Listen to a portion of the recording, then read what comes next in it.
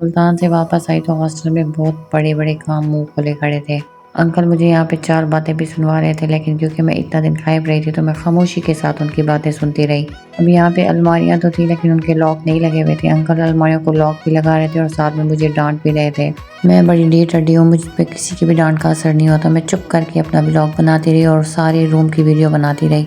यहाँ uncle hostel के मालिक भी हैं और यहाँ पे जितने भी छोटे-मोटे वॉशरूम से लेके अलमारी बनाने तक, पेंट करने तक के काम सारे अंकल खुद करते हैं। साथ में मेरे पे एहसान भी जता रहे होते हैं कि अगर ये बाहर से आप काम करवाएंगे तो पता नहीं कितने हज़ारों लग जाएंगे और मैं फ्री में काम करके देता हूँ आपको। अब यहाँ पे मैं क्योंकि काफ़ी दिन के बाद आई हुई थी तो मैंने सोचा एक बाहर का राउंड ले लूँ। हो सकता है किसी और को भी कोई काम हो तो मुझे देख के इनको याद आ जाए।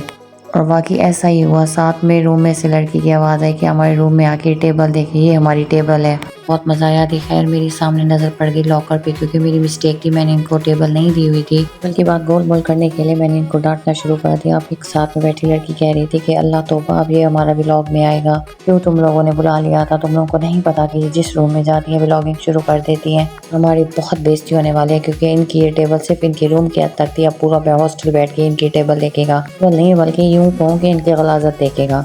और यहाँ पे दूसरी टेबल मांग रही थी। एक लॉकर को उन्होंने टेबल बना के इतना गंदा कर दिया और मैं इनको देने वाली दूसरी टेबल। अब ये कह रही थी कि इसका भी लॉक खराब है, बनवा दें। साथ में जो इनको स्पेस मिलती है वहाँ पे उसको एक गंद की जगह बना देते हैं। अब ये भी उन्होंने एक्स्ट्रा चीज़ें रखी हुई थी जो फेंकने वाली थी।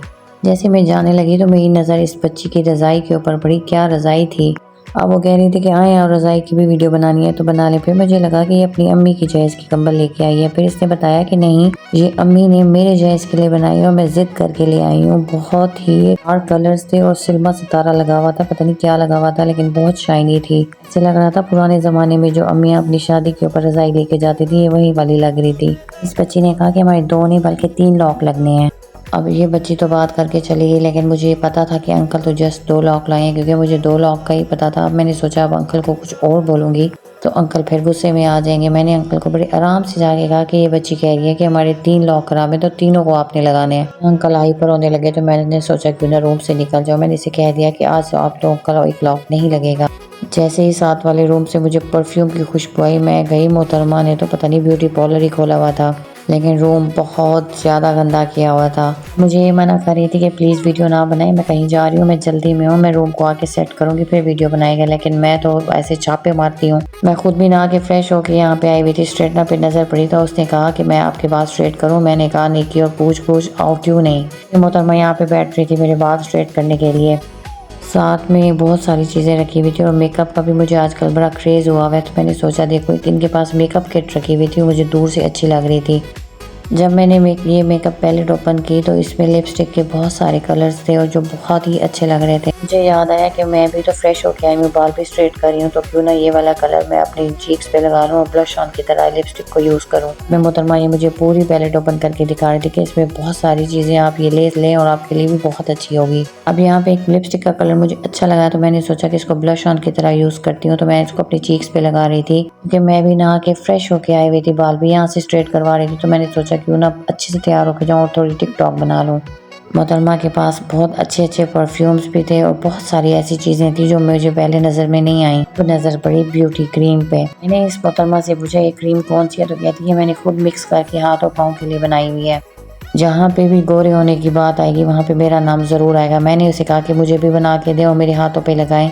और मैं इनसे ये पूछ रही थी कि रिज़ल्ट देती है। मोहतरमा ने कहा कि ये बहुत अच्छा रिज़ल्ट देती है और इनका लगाने का तरीका ऐसे था जैसे पार्लर की गर्ल्स में मसाज करती हैं या फेशियल करती हैं। मैंने इनसे पूछा कि आपको पार्लर का काम आता है? मोहतरमा ने बताया कि इनके राजनपुर में इनके पार्लर 2 हैं और इनकी 3 सिस्टर हैं, तीनों पार्लर का काम करते हैं और ये खुद भी कर चुकी हैं। बाजू पे लगाया तो मैंने कहा मेरा हाथ क्यों ऐसे काला रह जाए, तो हाथों पे भी लगा दें। मोहतरमा का दिल बहुत बड़ा था और मुझे हाथों पे भी लगा रही थी और साथ में ये भी कह रही थी अगर आपको चाहिए तो मैं आपको दे सकती हूँ। मैंने रस्मन कह दिया कि नहीं मुझे नहीं चाहिए। मुझे लगा कि ये मुझे फोर्स करेंगी कि नहीं अगर आपको चाहिए तो आप ले जाएं। ये सोच ही रही थी कि एक और नज़र पड़ गई इस डब्बे पे, तो इन्होंने कहा ये भी मैंने अपने लिए बनाई हुई है, ये मैं अपने मुँह पे यूज़ करती हूँ। मैंने कहा चलो एक हाथ पे तो दूसरी वाली लगा लिया, दूसरे हाथ पे ये वाली लगा लूँ। पता नहीं ये मोहतरमा दिल में क्या सोच रही थी, लेकिन नेचर वाइज ये हैं आज मेरे साथ काफ़ी फ्रेंडली बिहेवियर है इनका, तो मैंने सोचा कि क्यों ना वाले मुफ्त दिले बेरहम वाला काम करूँ। मैं वीडियो भी साथ साथ बना रही थी और मुझे मना कर रही थी कि मेरा रूम बहुत गंदा हुआ है, आप प्लीज़ वीडियो ना बनाएं। लेकिन मैं कहाँ बाज आने वाली, और इनका मसाज करने का तरीका बहुत ही ज़्यादा अच्छा था। मैं ये सोच रही थी कि इनसे आऊँगी एक दिन अपना मैनीक्योर और फेशियल करा के जाऊँगी।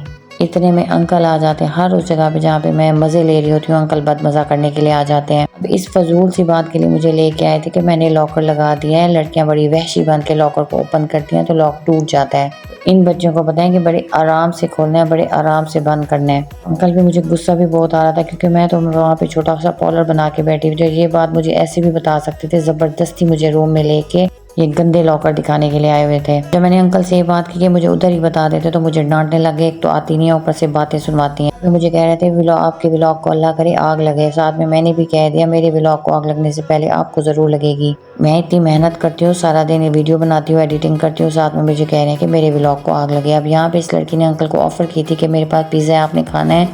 अंकल ने कहा कि मैं ज़रूर खाऊंगा। जब अंकल ने देखा, उन्होंने कहा पिज़्ज़ा ज़्यादा है तो एक स्लाइस इसको भी दे दें जिसको मैं बद्दुआ दे के जा रहा हूँ। अब पिज़्ज़ा आ गया, आ जाए और कोई फोर्स करे कि आप खाएं, भला कोई मना कर सकते हैं। मैंने कहा चलो एक ये मैं स्लाइस खा लेती हूँ।